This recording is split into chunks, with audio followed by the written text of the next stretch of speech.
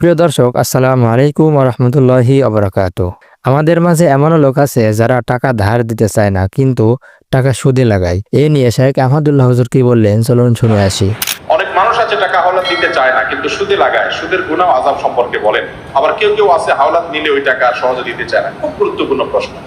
দেখেন, হাওলাত দেওয়া এটা একটা বড় ধরনের ইবাদত এবং সওয়াবের কাজ, এটা আমরা ভুলে গেছি। আমরা এখন এত স্বার্থপর হয়েছি যে ধার দেব, কি লাভ আমার? লাভ ছাড়া ধার দেই না। লাভ নিয়ে ধার দেওয়া এটা হলো সুদ। সুদকে আল্লাহ তাআলা হারাম করেছেন। আপনি তাহলে ধার কেন দিবেন? ধার এই জন্য দিবেন, কোন কোন ক্ষেত্রে ধার করলে দামের সমান সওয়াব হয়, কোন কোন ক্ষেত্রে দানের চাইতে আরো বেশি সওয়াব পর্যন্ত হতে পারে যদি ধার দেওয়া হয়। এটা আজকে উঠে গেছে কর্জে হাসানা আমাদের সমাজ থেকে। কর্জে হাসানাকে প্রতিষ্ঠিত করতে হবে, তাহলে সুদ দুনিয়া থেকে বিদায় হবে।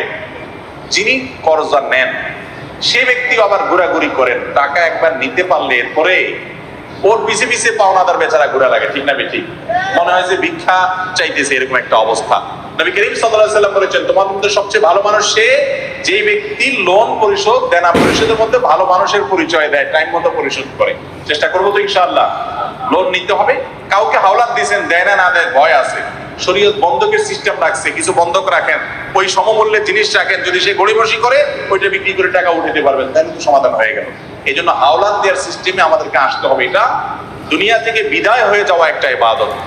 ভালো মানুষরাও আজকাল হাওলাত দেয় না, কারণ স্বার্থ ছাড়া কিছুই করে না। আল্লাহ তাআলা আমাদেরকে বোঝার তৌফিক দান করুন।